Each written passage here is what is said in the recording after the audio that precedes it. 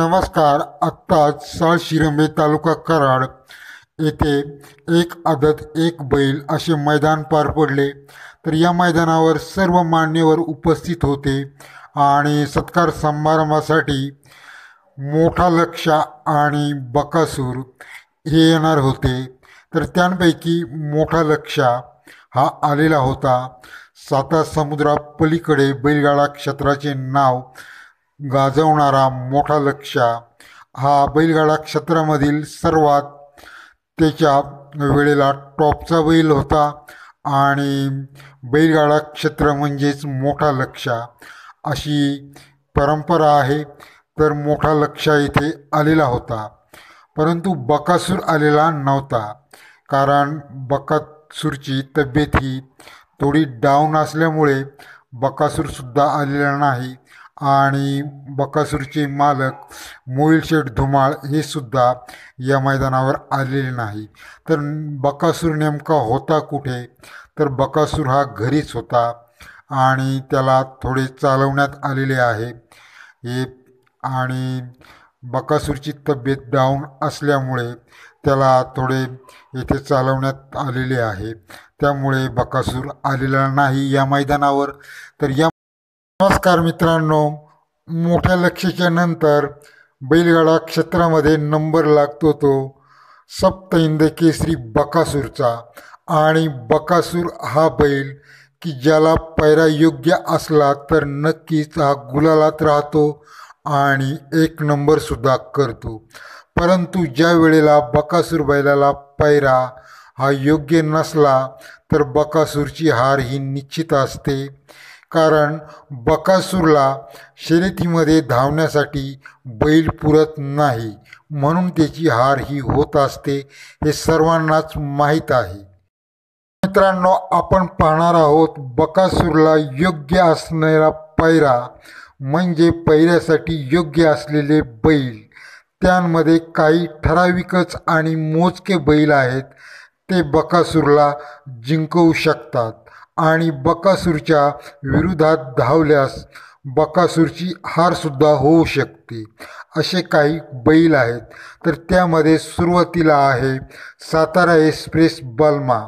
तर सातारा एक्सप्रेस बलमा आणि बकासूर यांनी पेडगाव, कोरेगाव अशी मैदाने गाजवलेली आहेत आणि एक नंबरचे मानकरीसुद्धा ठरलेले आहेत. तर बलमा आणि बकासूर यांचा पैरा असला तर त्यांना शक्यतो हार पत्करावी लागत नाही आणि त्यांची गाडी ही 100% गुलालामध्ये राहत असते.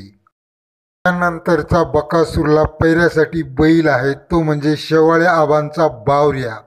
शेवाळ्या आबांचा बावऱ्या आणि बकासूर यांनी जेवढी मैदाने केलेली आहेत त्यामध्ये ते गुलालामध्ये राहिलेले आहेत.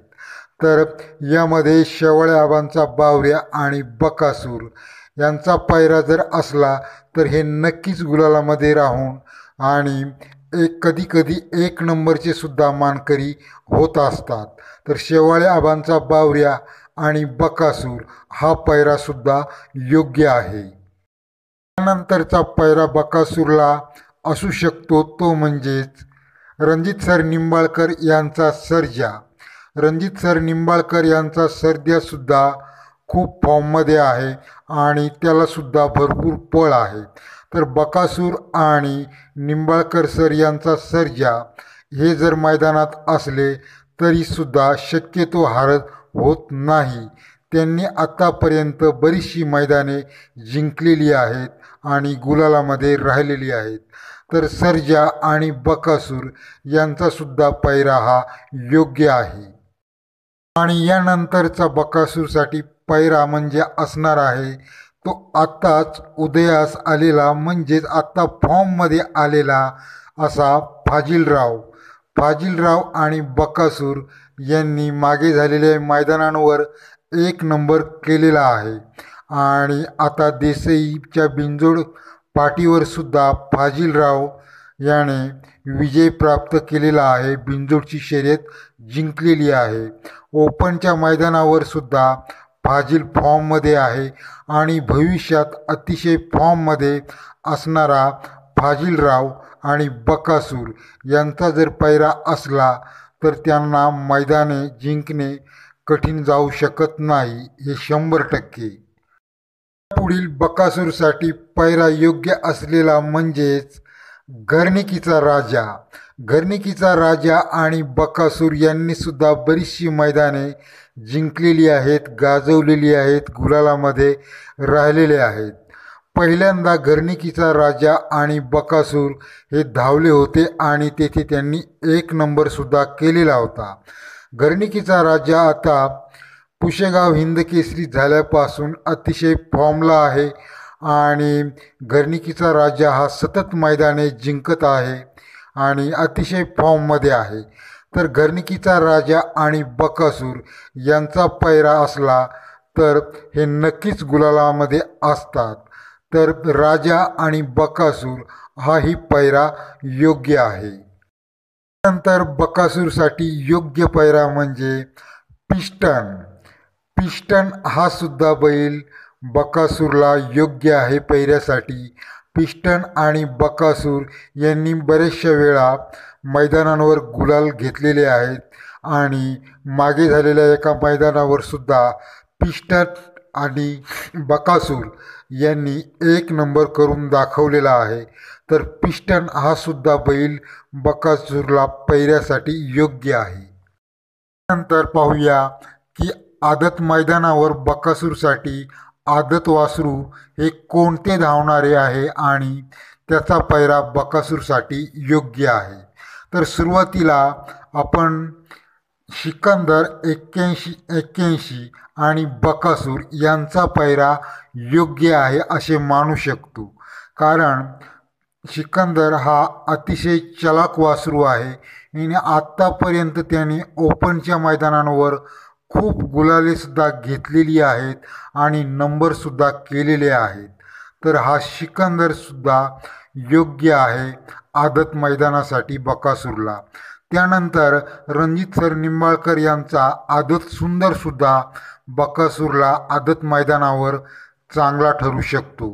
कारण तो सुद्धा खूप धावत आहे. आता बिंजोडमध्येही तो खूप धावलेला आहे आणि ओपनच्या मैदानावर सुद्धा त्याने खूप चांगला पळ दाखवलेला आहे.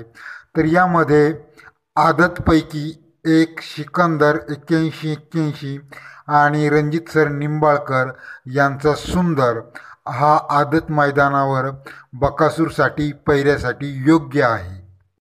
मित्रांनो, आपण यामध्ये सांगाल की बकासूरला पुरेल असा बैल कोणता आहे. तर बकासूरला पुरेल असा बैल हल्ली तरी आहे तो म्हणजे फाजिलराव. फाजिलराव आहे आणि घरणिकीचा राजा आहे, पिस्टन आहे आणि इतर सांगायचे झाल्यास या 3 बैलांपैकी कोणताही एक बैल हा बकासूरच्या गतीला म्हणजे बकासूरच्या रनिंगला पुरू शकतो. त्यातमधून जास्तीत जास्त टक्केवारीत नाव घेता येईल ते म्हणजे फाजिलरावचे. फाजिलराव हा भविष्यातील सुपरस्टार होणार आहे आणि घरणिकीचा राजासुद्धा आणि पिस्टनसुद्धा. तर टक्केवारी यामधून फाजिलरावची जास्त आहे. तर फाजिलराव आणि बकासूरचा पैरा असणे हे 100% बरोबर मानले जाणार आहे. तर मित्रांनो, पाहूया पुढील मैदानांवर बकासूरला पैरा कोण कोण देत आहेत. पिस्टन आहेच, घरणिकीचा राजा आहे आणि त्यानंतर फाजिलरावसुद्धा आहे. असे हे 3 एकूण बैल आहेत. त्यात आतमधून बलमासुद्धा आहे अधूनमधून.